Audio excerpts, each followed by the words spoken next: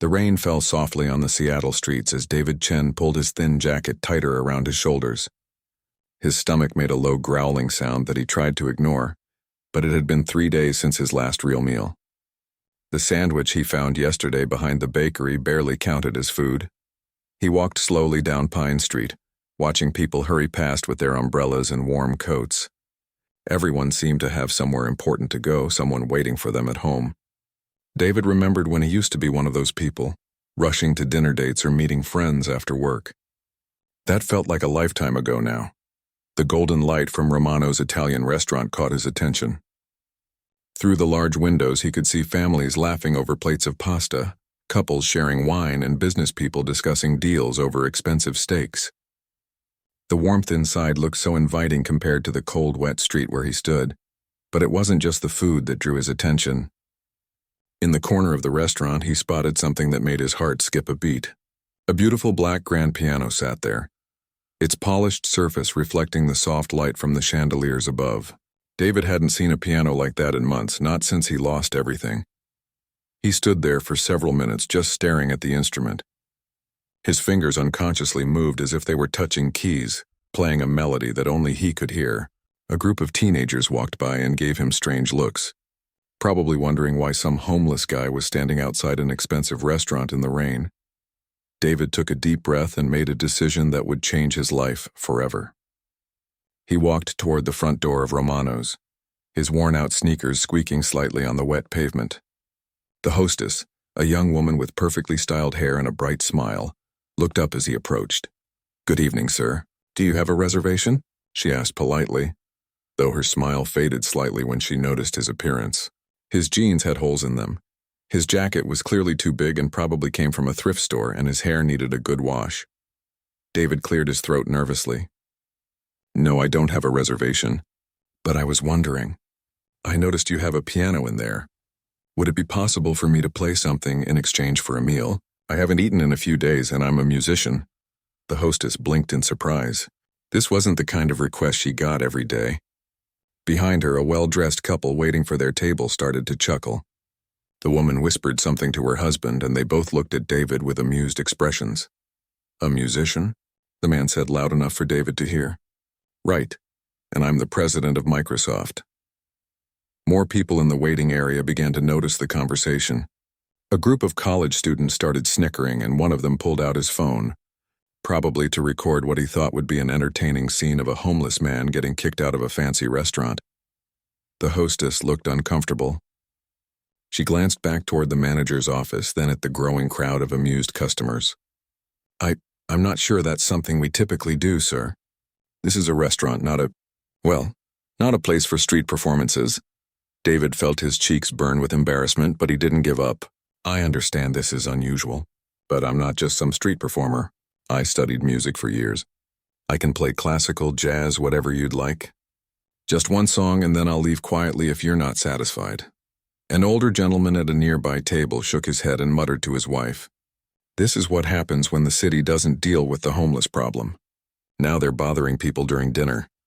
The college student with the phone moved closer, clearly hoping to capture David getting rejected or thrown out. "This is going to be hilarious," he whispered to his friends. The hostess bit her lip, clearly unsure what to do.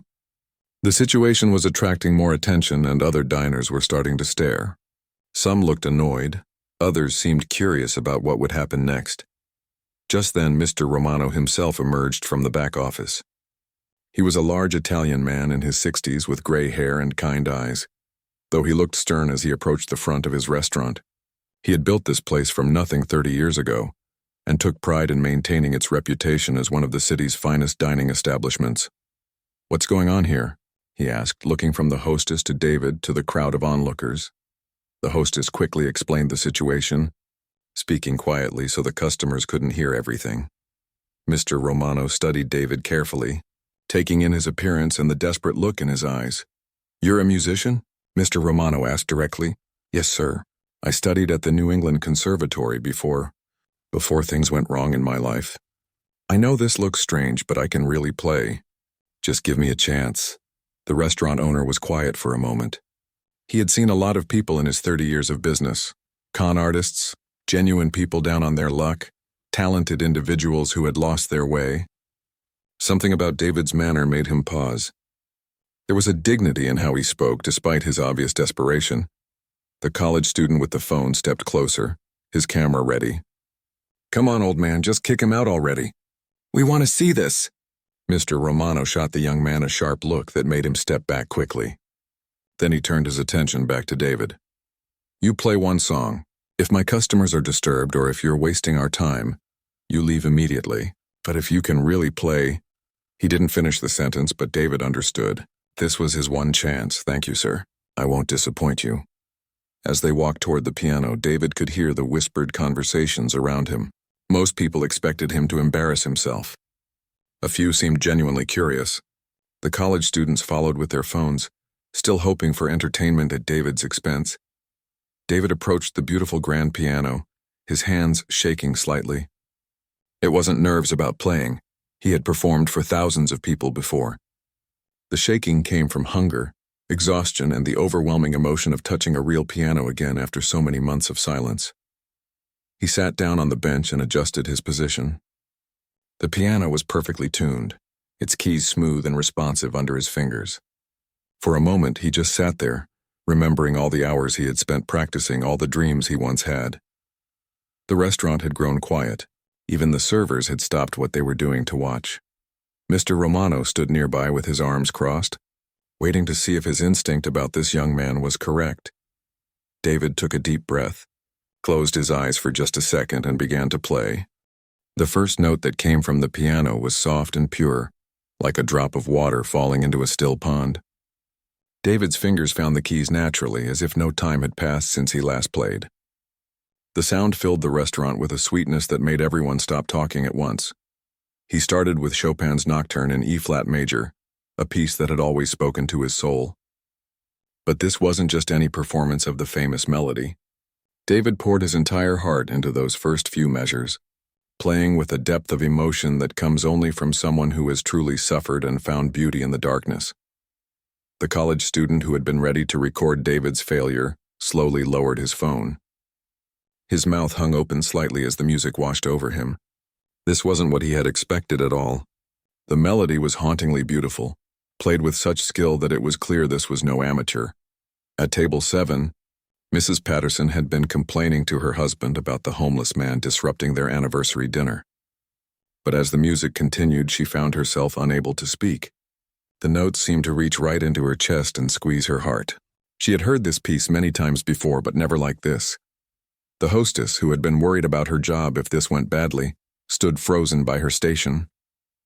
She had studied piano as a child and knew enough about music to recognize real talent when she heard it. This man wasn't just playing the notes correctly, he was making the piano sing in a way that few people could. David's eyes were closed now, lost in the music. His body swayed slightly with the rhythm, and his face showed the kind of peaceful expression that only comes when someone is doing exactly what they were born to do. The hunger, the cold, the embarrassment of the last few months, all of it faded away as his fingers danced across the keys. In the kitchen, Chef Antonio heard the music and stepped out to see what was happening. He had been cooking for 40 years and had heard countless background musicians in restaurants, but this was different. He wiped his hands on his apron and moved closer, drawn by the incredible sound coming from the dining room. The piece built to its climax, and David's playing became more passionate. His left hand provided a rich rolling bass line, while his right hand sang the melody with such expression that several diners felt tears forming in their eyes. This wasn't just technical skill, this was art at its highest level.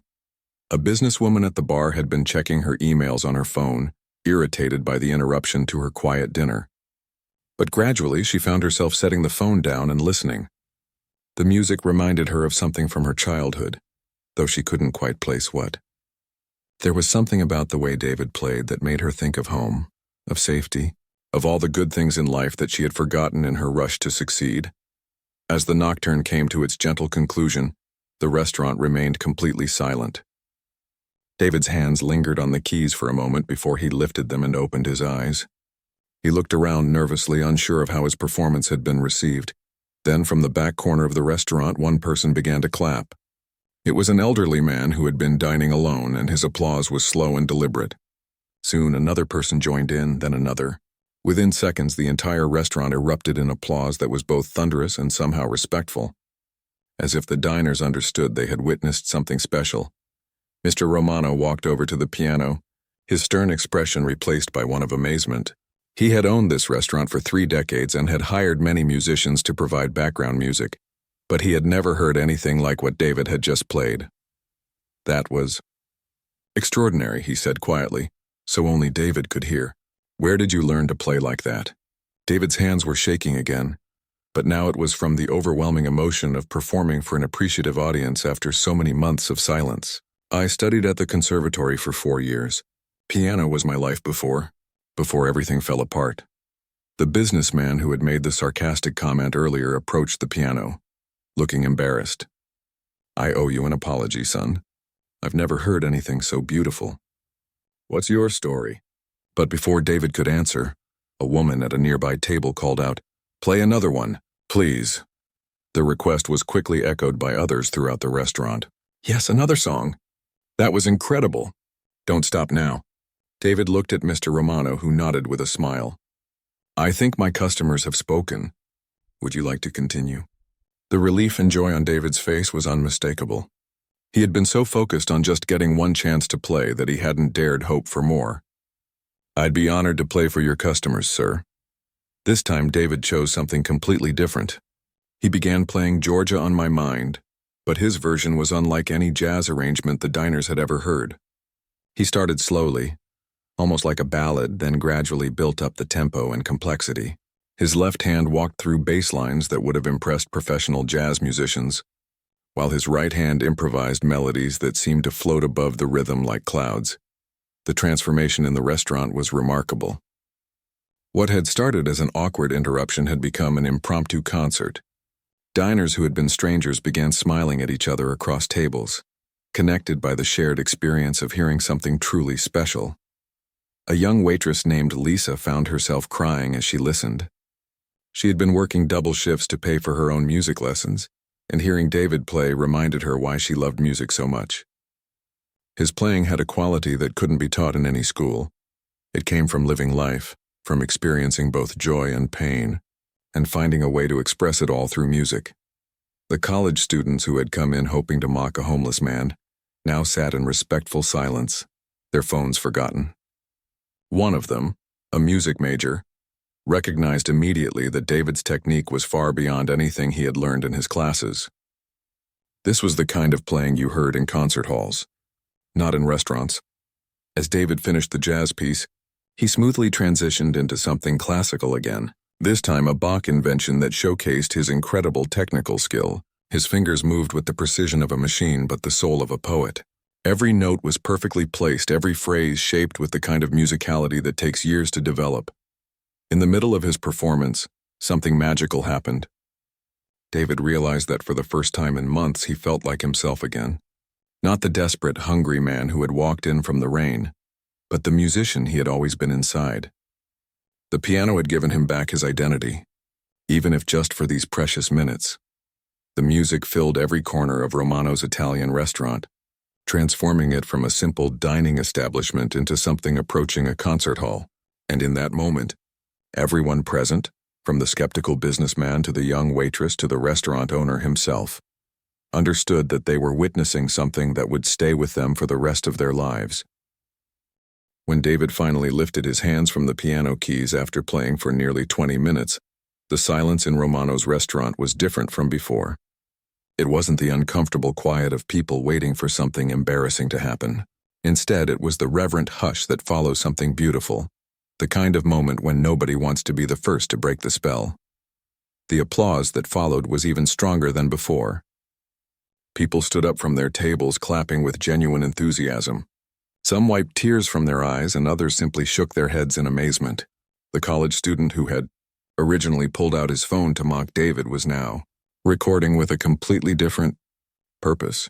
He wanted to capture this incredible moment to share with the world. As the clapping died down, people began to approach the piano. The businessman who had made the sarcastic comment earlier was the first to reach David. He extended his hand with a sheepish expression. "I'm Robert Harrison," he said. "I work in the music industry, and I have to say, I haven't heard playing like that since I attended Carnegie Hall last year. I owe you a sincere apology for my earlier comment." David shook his hand, still somewhat in shock at how the evening had unfolded. "Thank you. That means a lot coming from someone in the industry." A well-dressed woman in her 50s approached next. "I'm Helen Martinez. I teach piano at the university here in Seattle. Your technique is absolutely flawless, but more than that, you have something that can't be taught. Where did you study?" More people gathered around the piano, all wanting to know David's story. The questions came fast. "Are you a professional musician? Do you perform regularly? How long have you been playing? Where can we hear you play again?" David felt overwhelmed by all the attention. For months he had felt invisible, like he didn't matter to anyone. Now, suddenly, he was the center of attention in a room full of successful, educated people who were treating him with respect and admiration. Mr. Romano brought over a chair and encouraged David to sit down. "Please tell us your story. How does someone with your talent end up?" He gestured gently toward David's worn clothing, not wanting to embarrass him but clearly curious about his circumstances. David took a deep breath. He had spent so long avoiding questions about his past that it felt strange to open up to a room full of strangers, but their faces showed genuine interest and kindness, not judgment. "I studied at the New England Conservatory in Boston," he began. "Piano performance was my major. I had a full scholarship and was planning to pursue a career as a concert pianist." Helen Martinez nodded knowingly. "The conservatory has an excellent reputation. What year did you graduate?" "I didn't graduate," David said quietly. "In my third year, my younger sister was diagnosed with leukemia. She was only 16 and my parents couldn't handle the medical bills and everything else. I dropped out to come home and help take care of her." The crowd around the piano grew quiet, sensing that this was not going to be a happy story. David continued, his voice steady, but filled with emotion. "I worked 3 jobs to help pay for her treatment. I stopped playing piano because there just wasn't time. Every spare moment went to either work or the hospital. For 2 years we fought the disease together as a family." A young waitress who had been listening from nearby felt tears forming in her eyes. She could hear the love and pain in David's voice as he talked about his sister. "Did she recover?" asked an elderly woman who had been dining with her husband. David was quiet for a moment. "No, she passed away 8 months ago. The medical bills had destroyed my family financially, even with insurance. My parents lost their house. I had been out of school for so long that my scholarship was gone, and I had no way to pay for the remaining tuition." The restaurant had become completely silent again. Even the kitchen staff had stopped their work to listen to David's story.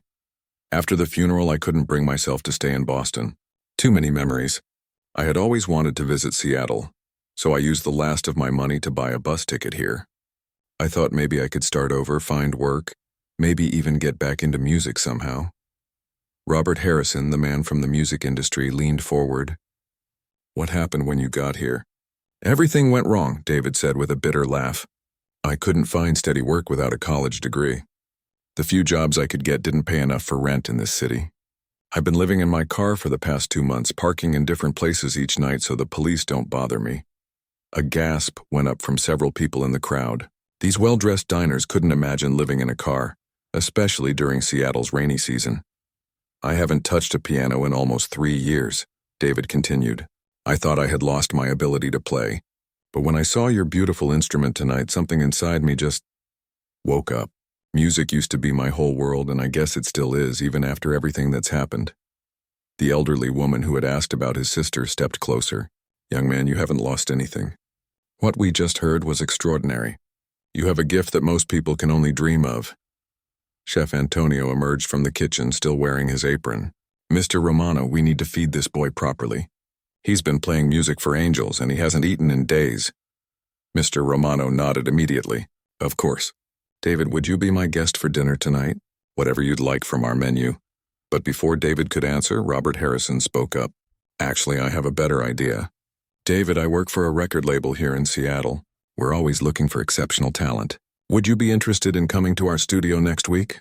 I'd like my colleagues to hear you play." Helen Martinez added, "And I'd love to talk to you about possibly finishing your degree. There are programs for students in unusual circumstances." The college student who had been recording held up his phone. I hope you don't mind, but I've been filming the last few minutes. This is an incredible story and I think people need to hear it. Would it be okay if I posted this online? David looked around at all the faces surrounding him. A few hours ago, he had been a nobody, invisible and forgotten. Now people were offering him opportunities he had never dared to hope for. I don't know what to say, he admitted. This is also overwhelming. The young waitress who had been moved to tears by his story stepped forward. You don't have to say anything right now.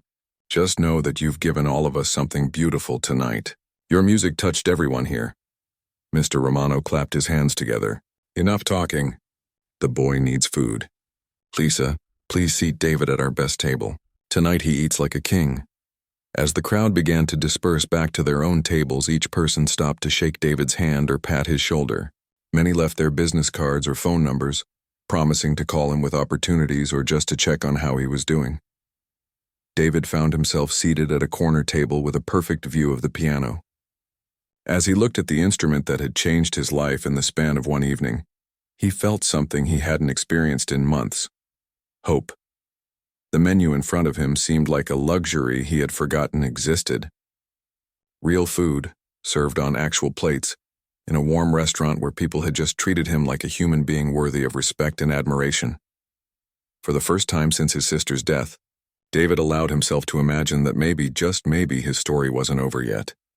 Jake Thompson couldn't stop thinking about what he had witnessed at Romano's restaurant. The 20-year-old college student had gone to dinner with his friends expecting a normal evening, maybe some laughs at the expense of what they thought would be a homeless man embarrassing himself. Instead, he had recorded something that gave him chills every time he watched it back. That night, after returning to his dorm room, Jake sat at his laptop editing the video. He had captured nearly 15 minutes of David's performance, plus the emotional conversation afterward, where David shared his story. Jake was a communications major and understood the power of social media, but he also felt a responsibility to handle this story with respect. He spent hours crafting the perfect caption. He wanted to make sure people understood that this wasn't just about the music, though that was incredible enough. This was about human dignity, about not judging people by their appearance, about the power of second chances. Finally, at 2 a.m., Jake posted the video on TikTok with the caption, "This homeless man asked to play piano for food. What happened next will restore your faith in humanity. Listen to the end for his story." He included hashtags like "Oh Hidden Talent," "Never Judge," "Piano Genius," and "Honor Seattle." Jake also posted longer versions on YouTube and Instagram, making sure to include David's full story and the restaurant's information for anyone who wanted to help. Then he went to bed, not expecting much beyond his usual few hundred views. He woke up to his phone buzzing nonstop. The TikTok video had 50,000 views and was climbing rapidly. Comments were pouring in faster than he could read them. "This made me cry," wrote one user. "Absolutely incredible talent," said another. "How can we help this man?" asked dozens of others. By noon, the video had reached 500,000 views. By evening, it was over 2 million. Jake's phone hadn't stopped ringing with calls from news stations, radio shows, and even some talent agencies who had seen the video and wanted to get in touch with David. The YouTube version was doing even better. Music teachers were sharing it with their students as an example of true artistry. Professional pianists were commenting about David's technique and emotional expression. The video was being shared across Facebook by parents who wanted their children to see that you should never judge someone by their appearance. Meanwhile, David had no idea about any of this. He had spent the night in his car as usual, parked behind a 24-hour laundromat where he had been staying recently. The dinner at Romano's had been the best meal he'd had in months, and Mr. Romano had even packed him leftovers to take with him. For the first time in weeks, David had fallen asleep with a full stomach, and something that felt almost like hope. When he woke up the next morning, David decided to walk to the public library to use their computers. He had several business cards from people at the restaurant, and he wanted to send proper thank you emails. He also hoped to research some of the opportunities that had been mentioned. As he walked through downtown Seattle, he noticed people looking at him strangely. A few seemed to recognize him, which puzzled David since he was sure he had never met them before. When he reached the librarian at the front desk did a double-take. "Excuse me," she said hesitantly, "but are you the pianist from the video?" David looked confused. "Video? What video?" The librarian, Mrs. Chen, quickly pulled up TikTok on her computer and showed David Jake's post. This has been shared thousands of times just this morning. People are calling you a musical genius. David stared at the screen in shock. The view count was now over 3 million and still climbing. He scrolled through hundreds of comments from people around the world who had been moved by his story and his music. "Oh my goodness," he whispered. "I had no idea anyone was filming." Mrs. Chen smiled warmly. "Would you like to use one of our computers? I think you might have some messages to check." David nodded, still stunned by what he was seeing. At the computer, he created a new email account, since his old one had been disconnected months ago due to unpaid bills. When he logged into the temporary email Jake had created for him in the video description, he found over 200 messages waiting. The first was from Robert Harrison, the music industry executive from the restaurant. "David, I hope you're checking this email. The video of your performance has gone viral, and my phone hasn't stopped ringing with calls from people in the music business who want to meet you. Please call me as soon as possible." Another email was from Helen Martinez, the piano teacher. "David, several universities have reached out after seeing your video. There are scholarship opportunities we need to discuss immediately." But the messages that touched David the most were from ordinary people. A mother in Ohio wrote, "Your music brought my whole family to tears. You remind us not to judge others and to believe in the power of dreams." A retired music teacher from Florida said, "In 40 years of teaching, I've rarely heard such beautiful playing. Your sister would be so proud." There were also offers of help from all over the country. People wanted to send money, offer housing, provide clothing, or simply meet him to shake his hand. A GoFundMe page that someone had created without his knowledge had already raised over $15,000. David felt overwhelmed by the kindness of strangers. He had spent months feeling invisible and worthless, and now people from around the world were reaching out to help him. His phone, which he had kept turned off to save battery, suddenly started buzzing when he turned it on to call Robert Harrison. The number of missed calls and text messages was staggering. Somehow people had found his phone number and were trying to reach him directly. The first call he returned was to Mr. Romano at the restaurant. "David," the restaurant owner exclaimed when he heard his voice, "I've been trying to reach you all morning. My restaurant has been flooded with calls from reporters, record labels, and people wanting to know how they can help you. This video has changed everything." "I'm still trying to process all of this," David admitted. "Yesterday I was just hoping for a meal, and now the whole world knows about your talent," Mr. Romano finished. "Listen, I've had 3 different news stations call wanting to interview you. A reporter from the Seattle Times wants to write a feature story, and there's a talent agent from Los Angeles who says she flew up here just to meet you." David's head was spinning. "I don't know how to handle all this attention." "One step at a time," Mr. Romano advised kindly. "But David, you need to understand, this is your chance. People are offering you opportunities that most musicians can only dream of. Don't let fear hold you back." As David sat in the library, reading message after message from people whose lives had been touched by his music, he realized that his performance the night before had been about more than just getting a meal. It had reminded people about the power of music, the importance of not judging others, and the beauty that can emerge from the darkest circumstances. The video wasn't just going viral because of his technical skill, though that was impressive. It was spreading because his story represented something universal. The idea that everyone has value, that talent can emerge from the most unexpected places, and that sometimes all someone needs is one chance to show the world who they really are. By the end of the day, the video had been viewed over 10 million times across all platforms. David's life had changed completely in less than 24 hours. And he was about to discover that this was only the beginning. Dr. Patricia Williams was grading papers in her office at the New England Conservatory when her assistant knocked on the door. "Professor Williams, you need to see this video that's going viral. I think you'll recognize the pianist." Patricia looked up from her stack of student compositions, slightly annoyed at the interruption. She was the head of the piano department and had little time for internet distractions. But when her assistant showed her the phone screen, Patricia's pen dropped from her hand. "That's David Chen," she whispered, leaning closer to the screen. "Oh my goodness, that's David." She watched in amazement as her former student, the one she had worried about for years, played with a maturity and emotional depth that far exceeded what he had shown even in his best performances as a student. The technique was flawless, but more importantly, The music told a story of pain and resilience that only someone who had lived through real hardship could convey. "I have to call him immediately," Patricia said, reaching for her phone. She had never forgotten David. He had been one of her most promising students, and his sudden departure had left a hole in the program. She had tried to reach out several times over the years, but he had seemed to disappear completely. Meanwhile, across the country in Los Angeles, talent agent Monica Rodriguez was in her car when her assistant called with urgent news. "Monica, you need to pull over and watch this video right now.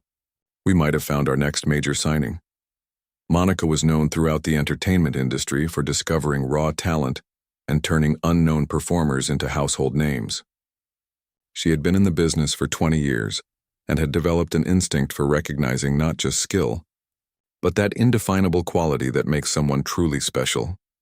When she watched David's performance on her phone, she immediately called her assistant back. "Cancel all my appointments for the next 3 days. I'm flying to Seattle tonight." In Nashville, country music producer Tom Bradley was having dinner with his family when his teenage daughter showed him the video.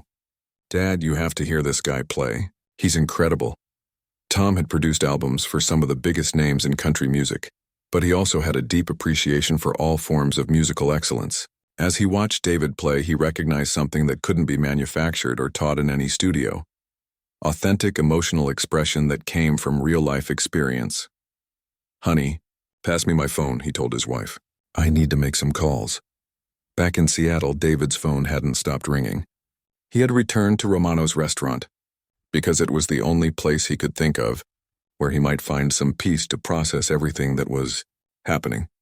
Mr. Romano had given him a quiet corner table and made sure no one bothered him while he tried to return the most important calls. The first call he made was to Dr. Williams. When she heard his voice, she started crying right there in her office. "David, my dear boy, I've been so worried about you. When you disappeared from school, I tried everything to find you. I knew you were dealing with family problems, but I had no idea how serious things had become." "Professor Williams," David said, his own voice thick with emotion. "I'm sorry I never reached out. After my sister died, I couldn't face coming back to that world. It felt like I didn't deserve it anymore." "Don't you ever say that," Patricia said firmly. "David, you are one of the most talented students I've ever taught, and from what I just saw in that video, you've grown into something even more remarkable. Life has given you experiences that have deepened your artistry in ways that no classroom ever could." She paused, then continued with excitement in her voice. "I've already spoken to the dean. We want to offer you a full scholarship to complete your degree. Not just tuition, everything. Room, board, living expenses. We can have you back in classes next semester if you're interested." David couldn't speak for a moment. The dream he had given up on 3 years ago was suddenly being offered back to him. I don't know what to say. Say you'll consider it. But David, there's more. I've been getting calls all morning from symphony orchestras, recording studios, and concert halls. The Seattle Symphony wants to meet with you this week. The Boston Pops is interested in having you as a guest soloist. This video hasn't just gone viral, it's opened doors that most musicians spend decades trying to get through. When David hung up from that call, his hands were shaking. Before he could fully process what Dr. Williams had told him, his phone rang again. This time it was Monica Rodriguez calling from the airport in Los Angeles. "David, my name is Monica Rodriguez. I represent some of the biggest names in entertainment, and I'm on a plane to Seattle right now because I have to meet you in person. What I saw in that video is the kind of raw talent that comes along maybe once in a decade. I appreciate that, but I'm not sure I'm ready for all this attention," David said honestly. "I understand this is overwhelming," Monica replied. "But David, let me be very direct with you. I've been in this business for 20 years, and I know when someone has that special something that can't be taught or manufactured. You have it. The question is, what do you want to do with it?" That afternoon, David found himself in a surreal situation. He was sitting in Romano's restaurant, the same place where he had begged for food just 2 days earlier, having meetings with some of the most powerful people in the music industry. Tom Bradley had flown in from Nashville and was discussing possibilities for a crossover album that would showcase David's versatility across different musical styles. "Your classical training gives you a technical foundation that most artists don't have," Tom explained. "But your life experiences have given you something even more valuable: authenticity. That's what people connected with in that video. Helen Martinez, the local piano teacher, had also joined the conversation. She had been contacted by 3 different universities about David, and she had some additional opportunities to discuss. The University of Washington wants to offer you a position as artist in residence while you complete your degree, she explained. It would mean giving occasional master classes to their students while you finish your own education. Full scholarship plus a salary. Robert Harrison from the local record label was also there with a contract offer. We want to fast-track an album of your arrangements. Piano solos, but with a contemporary twist that will appeal to modern audiences. The preliminary numbers we're talking about would set you up financially for years. David looked around the table at all these successful people who were suddenly interested in his future. It was almost impossible to believe that 48 hours ago, he had been sleeping in his car and wondering where his next meal would come from. This is all incredible, he said slowly. But I have to ask, why now? I've been playing piano for most of my life. What's different about that video? Monica leaned forward. David, technical skill is common in your field. What's rare is the ability to make people feel something real. That video didn't go viral because you played the notes correctly. It went viral because you made millions of people feel what you were feeling. That's the difference between a musician and an artist. Dr. Williams, who had flown out from Boston that same day, added her perspective. In all my years of teaching, I've learned that the best musicians are often those who have lived real life, not just studied it. Your pain has become part of your artistry. That's not something anyone can teach. As the meeting continued, David realized that these people weren't just offering him opportunities. They were offering him the chance to turn his music into a platform for something bigger. Several of them mentioned wanting to partner with him on initiatives to help other struggling musicians, to provide scholarships for students facing financial hardship, to use his story as inspiration for others who felt forgotten by society. I need some time to think about all of this, David said finally. 3 days ago, I just wanted a meal. Now you're talking about record deals and concert tours and university positions. It's a lot to process. Everyone around the table nodded understandingly. Monica handed him her card. Take all the time you need.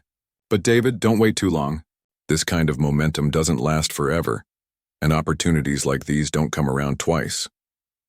As the meeting broke up, David remained seated at the table, looking out at the Seattle skyline. His sister had always believed that everything happened for a reason. She used to tell him that sometimes life breaks you down just to build you back up stronger than before. Maybe she had been right. Maybe all the pain and struggle had been preparing him for this moment, when he would have the chance not just to rebuild his own life, but to inspire others who were facing their own dark times. The boy who had walked into Romano's asking to play for food was gone. In his place sat a man who was beginning to understand that his music could be more than just beautiful sound. It could be a force for hope in a world that desperately needed it. David spent the next 3 days in a small hotel room that Monica Rodriguez had paid for, trying to make sense of his new reality. The room was modest but clean, with a view of Elliott Bay that reminded him how far he had come from sleeping in his car just a week ago. On the small desk were business cards, contracts, and offers that represented more money and opportunities than he had ever imagined possible. But along with the excitement came a deep anxiety that kept him awake at night. He couldn't stop thinking about his sister Amy, and whether she would be proud of the choices he was about to make. Before her illness, she had always been his biggest supporter, attending every recital and encouraging him to chase his dreams of becoming a professional pianist. On the 3rd morning, David made a decision that surprised everyone who had been waiting for his answer. Instead of calling any of the agents or record labels, he called the Seattle Children's Hospital. I'd like to speak to someone about visiting patients, he told the receptionist. I'm a pianist and I'd like to play for the children who are receiving treatment there. 2 hours later, David was sitting at an old upright piano in the hospital's main lobby, playing gentle melodies for a small group of children and their families. Some of the kids were bald from chemotherapy, others were in wheelchairs, and a few had IV lines attached to portable stands. But they all had one thing in common. Their faces lit up when they heard the music. A 7-year-old girl named Sophie, who was receiving treatment for a rare blood disorder, approached the piano during a break between songs. Can you play Twinkle, Twinkle, Little Star? She asked shyly. David smiled and began playing a beautiful arrangement of the simple children's song, adding classical flourishes that made it sound like something Mozart might have written. Sophie clapped her hands in delight, and soon other children gathered around to make their own requests. As David played for the children, he felt something click into place inside his heart. This was what his music was meant for. Not fame or money, but bringing joy to people who needed it most. He thought about Amy and realized that this was exactly what she would have wanted him to do with his gift. Dr. Sarah Kim, the head of pediatric oncology, had been watching from across the lobby. She approached David when he finished playing. "That was beautiful. Are you a professional musician?" "I'm trying to figure that out," David replied honestly. "I'm actually the pianist from that viral video, the one who played at Romano's restaurant last week." Dr. Kim's eyes widened in recognition. "You're that David! My whole staff has been talking about your video. What brings you here to the hospital?" David looked around at the children who were still lingering near the piano, hoping for more music. "My sister died of leukemia 8 months ago. I spent 2 years in hospitals just like this one, watching her fight. Music was one of the few things that could make her smile during the worst times. Would you consider coming back?" Dr. Kim asked. "We have a music therapy program, but we're always looking for special guests who can bring something extra to our patients and families." "I'd love to," David said without hesitation. "In fact, I'd like to make it a regular thing if possible." That afternoon, David finally returned the call to Monica Rodriguez. She was relieved to hear from him, having spent 3 days fielding calls from media outlets and music industry executives who wanted to know what David had decided. "I've made my decision," David told her. "I want to accept some of the opportunities, but with conditions." "What kind of conditions?" Monica asked, intrigued. "I want any recording contract to include a commitment to donate a portion of proceeds to music education programs for underprivileged children. I want any concert tour to include free performances at hospitals and homeless shelters in every city we visit. And I want to maintain my autonomy to turn down any opportunity that doesn't align with these values." Monica was quiet for a moment. In her 20 years as an agent, she had never had a client make demands like these, especially not someone who had been homeless just a week ago. But as she thought about it, she realized that David's conditions weren't just admirable. They were smart business. "David, you've just described the kind of artist that people will follow for decades," she said. "Someone who uses their platform for good doesn't just build a fan base. They build a movement. I think we can work with these conditions." The next few weeks moved like a whirlwind. David accepted the scholarship offer from the New England Conservatory, but deferred his start date for 6 months so he could complete a small recording project and a limited concert tour. He signed with Monica's agency and Tom Bradley's record label, both of whom embraced his vision for socially conscious artistry. His first recording session took place in a state-of-the-art studio in downtown Seattle. But instead of feeling intimidated by the professional equipment and sound engineers, David felt completely at home. The music flowed from him naturally, and the producers were amazed by how little editing his tracks needed. The album concept was simple but powerful, classical pieces reimagined for contemporary audiences, with all proceeds going to a foundation David was establishing to provide music education for children facing serious illnesses. The first single was his arrangement of Amazing Grace, which had been Amy's favorite hymn. When the song was released 3 weeks later, it immediately climbed the digital music charts. But more importantly to David, it generated over $50,000 in donations to children's hospitals in the first month alone. David's first official concert was at Benaroya Hall, home of the Seattle Symphony. The 2,500-seat venue sold out in less than an hour, with tickets priced affordably so that people from all economic backgrounds could attend. True to his word, David also performed a free concert that same week at Union Gospel Mission, playing for homeless individuals and families experiencing housing insecurity. The contrast between the two venues couldn't have been more dramatic. At Benaroya Hall, the audience wore elegant evening attire and applauded politely at the end of each piece. At the Mission, people wore whatever clothes they had, and many wiped away tears as David's music seemed to speak directly to their struggles and hopes. But to David, both audiences were equally important. The paying concert generated funds for his charitable foundation, while the free performance fulfilled his promise to use his music as a bridge between different worlds. Jake Thompson, the college student who had originally filmed David at Romano's, was invited to both concerts. He had become something of a celebrity himself, known as the young man who had helped change someone's life simply by having the wisdom to hit record. At the right moment, I can't believe this all started with me trying to film something funny for social media, Jake told a reporter who was covering David's story. It just shows you never know when you might witness something that changes everything. The reporter asked Jake what he had learned from the experience. I learned that everyone has a story, and most of the time we don't take the time to find out what it is, Jake replied. David wasn't just a homeless man asking for food. He was a trained musician who had sacrificed everything for his family and lost his way.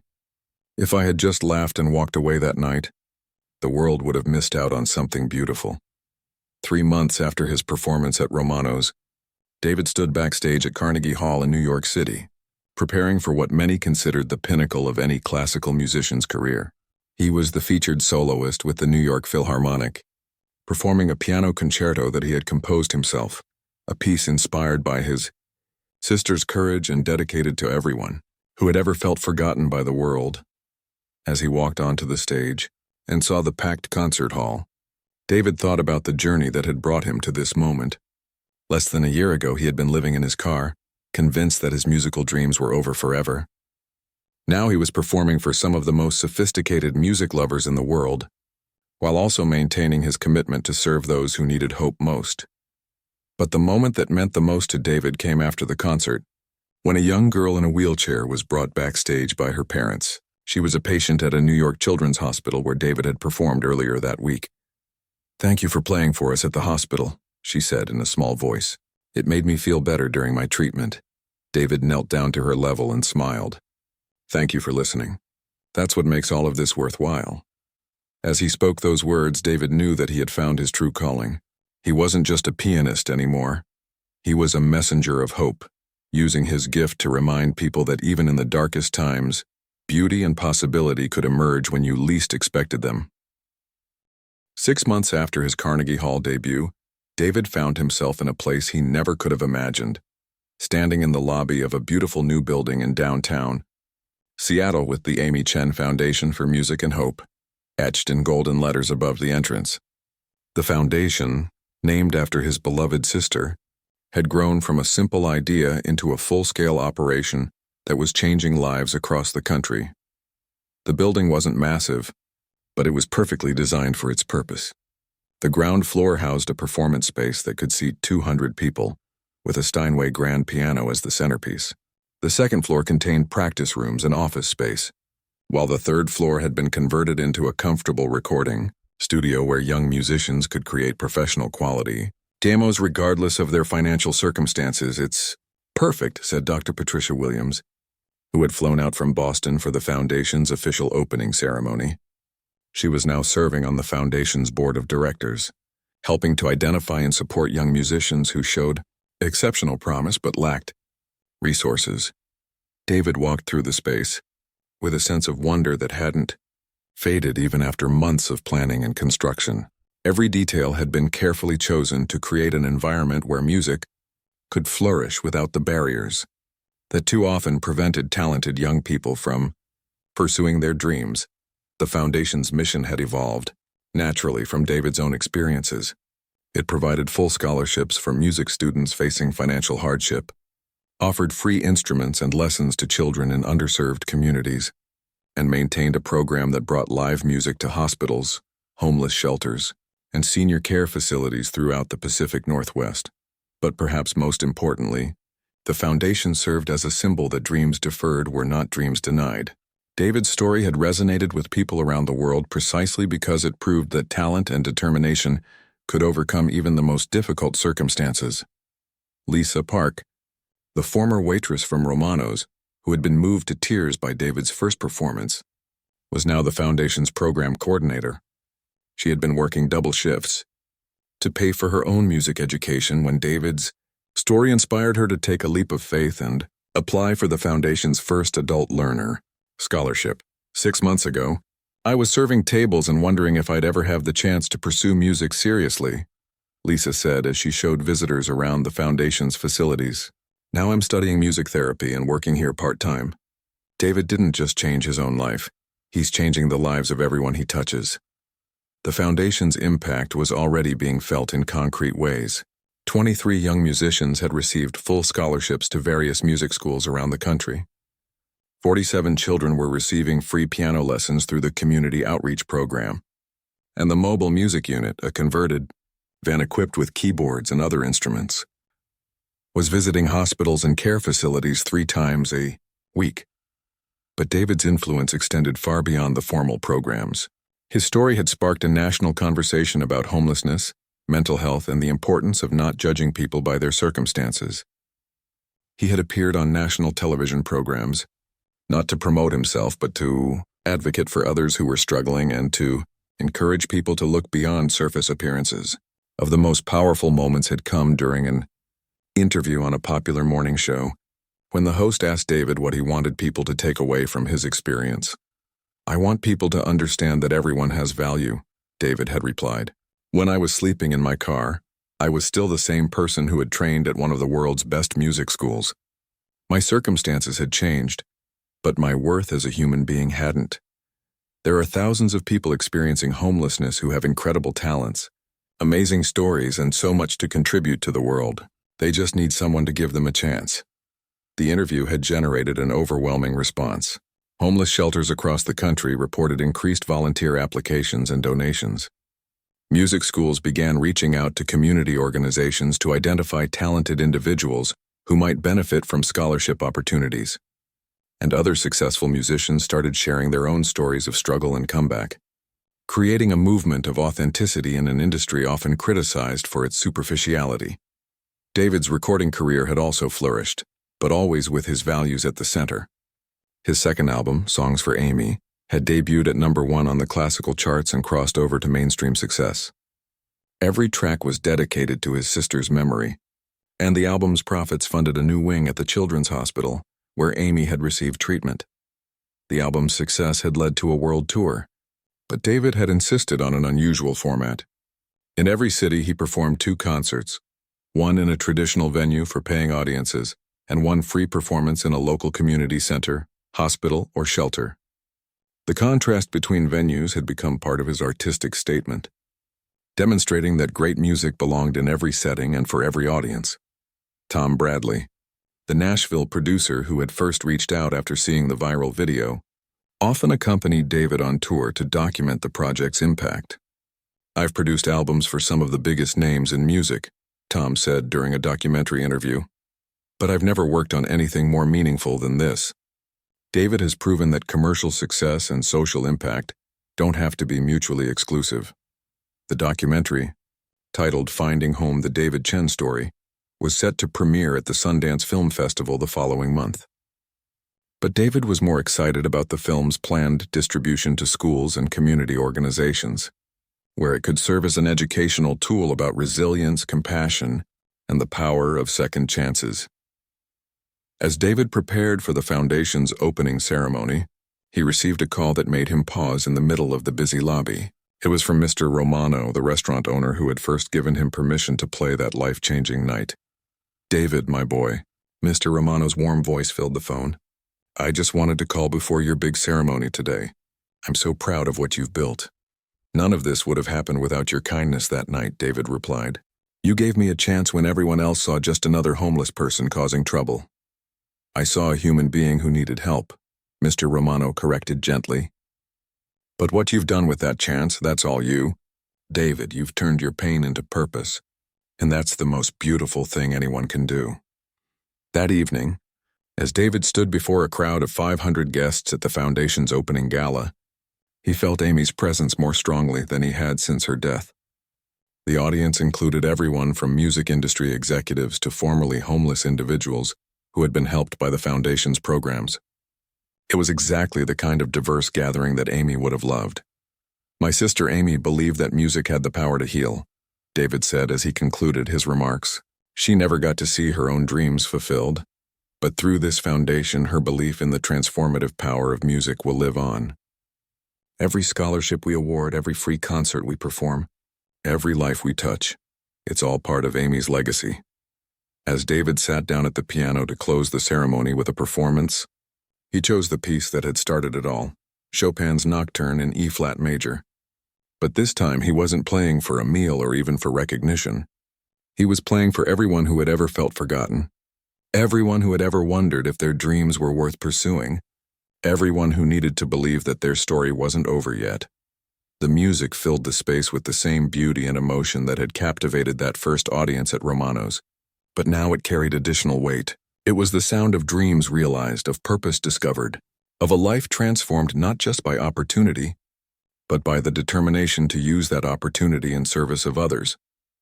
As the last notes faded and the audience rose in thunderous applause, David knew that this was just the beginning. The foundation would continue to grow, touch more lives, and create more opportunities. But more than that, it would serve as a permanent reminder that everyone deserves a chance to show the world who they really are, regardless of their circumstances. The homeless man who had asked to play for food was gone forever. In his place stood an artist, advocate, and hope giver, who understood that true success wasn't measured by personal achievement alone, but by how many others you could lift up along the way. 2 years after that rainy night at Romano's restaurant, David stood once again at the familiar entrance, but this time everything was different. He wore a well-tailored suit instead of torn jeans and a too-large jacket. His hair was neatly styled, and he carried himself with the confidence of someone who had found his place in the world. But most importantly, he wasn't alone. Behind him stood 15 young musicians ages 8 to 18, all recipients of scholarships from the Amy Chen Foundation. They were dressed in their finest clothes, excited and nervous about the special performance they were about to give. Tonight was the 2nd anniversary of David's viral video, and Romano's had invited them back for a celebration that would benefit the foundation. "Are you nervous, Mr. David?" asked 10-year-old Michael, a violin prodigy from a low-income family who had been studying at the foundation for 6 months. David smiled and knelt down to the boy's level. "A little bit. But you know what I've learned? Being nervous just means you care about doing your best. And when you're playing music you love for people you want to help, that nervous energy becomes something beautiful." The restaurant looked exactly the same as it had that night 2 years ago, except for one addition, a small plaque near the piano that read, "On this spot, David Chen reminded the world that everyone deserves a chance to show who they really are."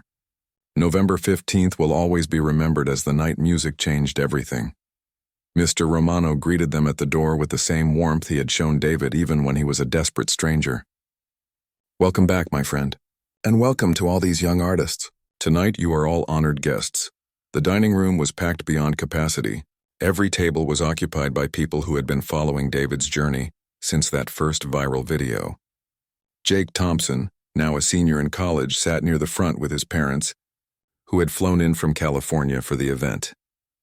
Dr. Patricia Williams had come from Boston, and Monica Rodriguez was there with several other music industry professionals who had become champions of the foundation's work. But the guests who meant the most to David were the ones seated at tables throughout the restaurant, who might not have been able to afford such a meal under normal circumstances. Through the foundation's sponsorship, the evening included 50 individuals who were currently experiencing homelessness, veterans transitioning back to civilian life, and families struggling with medical bills due to childhood illnesses. At one table sat Rodriguez's family, whose 8-year-old daughter Carmen was receiving treatment for cystic fibrosis. Carmen had been attending the foundation's weekly music sessions at the Children's Hospital and had shown remarkable talent on the piano despite her health challenges. At another table was William Johnson, a 70-year-old veteran who had been living on the streets for 3 years until the foundation's outreach program connected him with housing, assistance, and part-time work, maintaining the foundation's facilities. William had once been a jazz drummer in the Army, and David had encouraged him to start playing again. As David approached the piano that had changed his life, he felt the familiar mix of gratitude and responsibility that now accompanied every performance. He was no longer playing just for himself or even for his audience. He was playing for everyone who still needed to believe that their circumstances could change.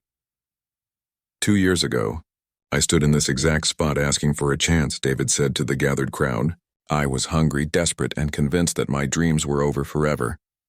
But the people in this room, starting with Mr. Romano, reminded me that sometimes the darkest moments in our lives are just preparing us for something we never could have imagined. He gestured toward his students. These young musicians represent the future of the foundation and the reason we do this work. Each of them has a story, a dream, and a talent that deserves to be nurtured regardless of their family's financial circumstances. David began to play the same Chopin nocturne that had started everything. But this time he was joined by his students. Michael played violin, Carmen was at a smaller keyboard, and the older students contributed with cello, flute, and other instruments. The arrangement was complex but beautiful, showing how individual talents could combine to create something even more powerful. As the music filled the restaurant, David noticed the same transformation in the audience that he had witnessed 2 years earlier. Conversations stopped, phones were put away, and people simply listened with their hearts open. But this time, David also noticed something else.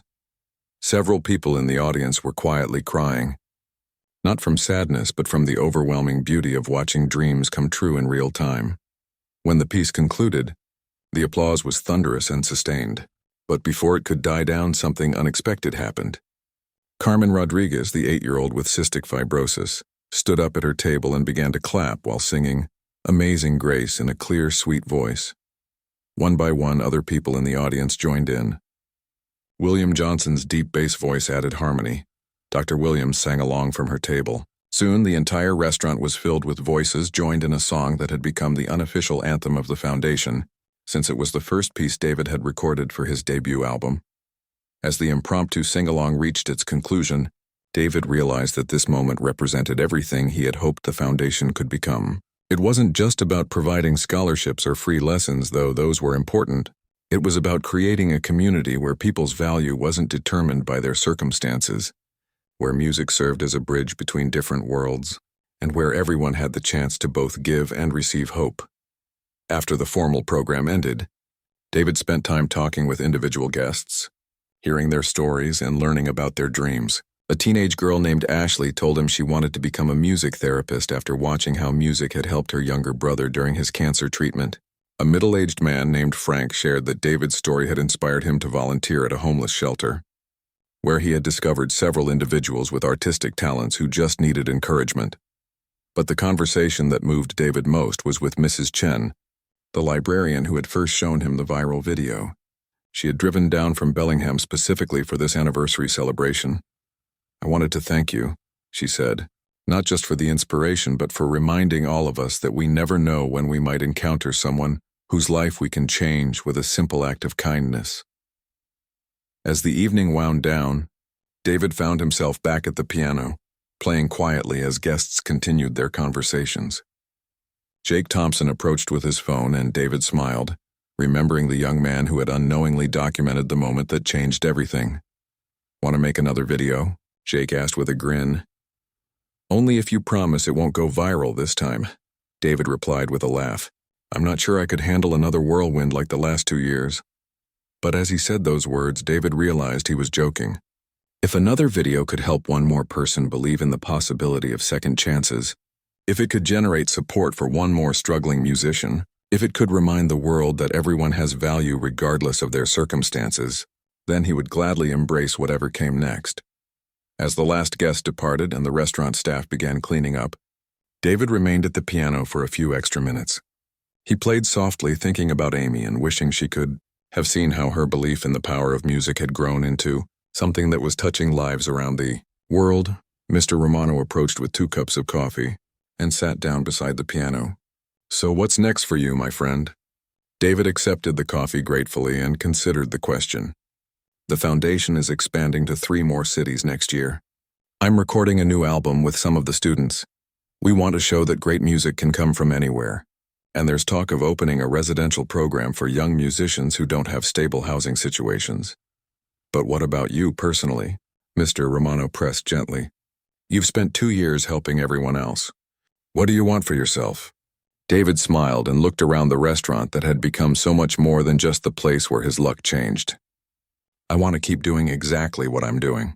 I want to wake up every morning knowing that the music I make might help someone feel less alone. I want to continue building something that will outlast me. something that honors Amy's memory and gives other people the chances I was given. He paused, then added, "And I want to never forget what it felt like to be hungry, desperate and invisible, because as long as I remember that feeling, I'll never stop fighting for the people who are still living it." As David finally closed the piano and gathered his things to leave, he took one last look around Romano's Italian restaurant. The tables were empty now, the chairs stacked for cleaning, but the memory of what had happened here would live on forever. 2 years ago, a homeless man had walked through these doors asking to play piano for food. Tonight, that same man had walked out as an artist, advocate and symbol of hope for anyone who had ever felt forgotten by the world. The viral video that had started it all now had over 100 million views across all platforms. But more importantly, it had sparked a movement that was changing lives one person, one performance, 1 second